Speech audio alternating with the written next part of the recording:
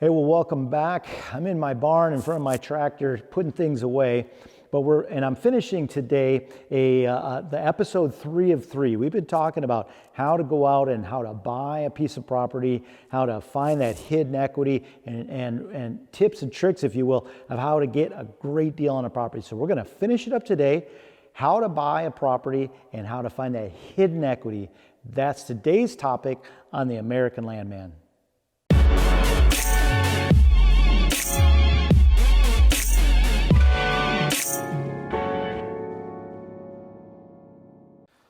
You know, one of the best pieces of advice that I can give a buyer when you're going out and you're looking at properties is be prepared. You know, come with a pre-qualification letter. Have the comps that you're looking at in a file. Have a notebook. Take notes. You know, act serious. Act like you've been there before. What it says to a seller is that this is a serious buyer. They know what they're doing, and they're much less apt to kind of dismiss you or try to take advantage of you, because that knowledge that you have, that preparedness, just says, I'm a serious buyer. So come prepared, be ready to play the game, don't waste your time, only talk about products or talk to owners of properties that you are ready to purchase. That's so key. That impression is so key when you're looking at a property. Be ready to play the game. So you found a property and you want to come to that meeting when you first meet those sellers.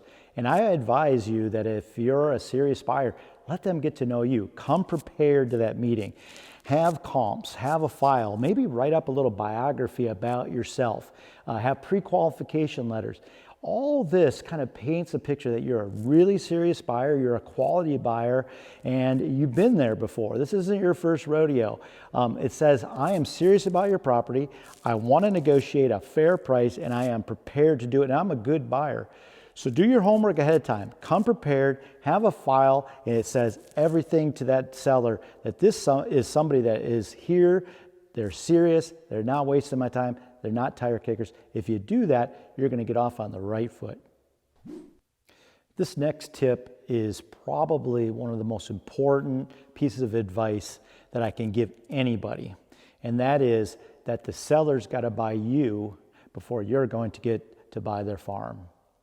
And oftentimes these are century farms. They've been in the family for decades, 100 years, some of them. They've literally bled in the soil. Sometimes they buried their dead in the small cemeteries on the farm.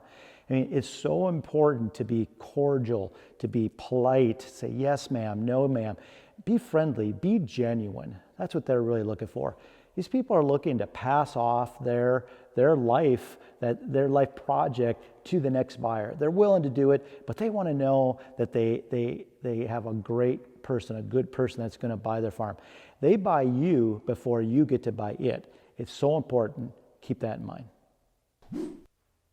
Now, we talked about this a little bit in an earlier episode, but clutter is king. When you come onto a farm and you see a dumpster in the yard, and they're throwing junk in there, and there's things laying all over the place, that tells me that the people that own that place are through with that property. They're mentally done, they're physically taxed, they're ready to move on. If you see a property that has clutter, or perhaps there's a dumpster, it's a signal that those people are moving on, they're emotionally done with that property, and that could be a real opportunity when you go and you make an offer. Now, it doesn't mean that you're going to come in and make an insultingly low offer, because they still love their farm. It just says that, you know, I'm done, I'm ready, I'm looking for a quality offer, bring a good offer, and this farm can be yours. So clutter is king. If you see it, it can be a real opportunity. And the last point that we're going to make in this video, in this 3-part series, is buildings. You know, all over the Midwest, in my area, we're seeing these 100-year-old barns that are just coming down. They've been out of use for a number of decades, and they really aren't going to be repaired. One thing you have to realize, though, is that there's a lot of cost to tearing those buildings down. Some townships can be as simple as lighting a match, poof, and you burn it. Other ones have to be taken down, dismantled. The refuse has to be put in a dumpster and moved away.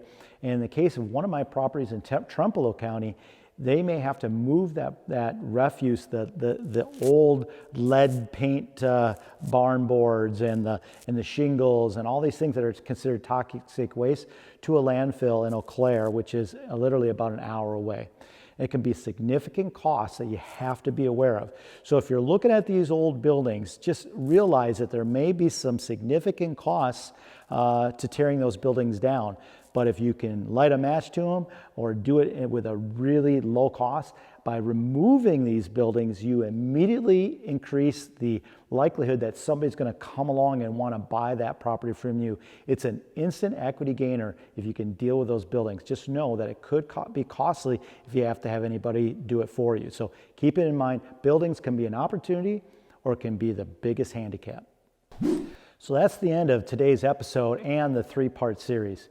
You know, if you're willing to do a little bit of sweat equity, put some physical effort into cleaning up a property, coming prepared with data, knowing your comps, seeking out those properties that may not be well represented in photographs, and finding the right buyer agent to help you go buy this farm, it all can be key to finding a fantastic property of your life and getting equity on the front side. It's been said many times that when you deal with real estate, the real money is made on the front end when you buy it, not on the back end when you sell it. Hey, I hope this information has helped you. And, you know, I'd like to be your guy in the land business. If you're looking for a farm and you're looking in West Central Wisconsin, then give me a call. I'd love to be your guy in the land business.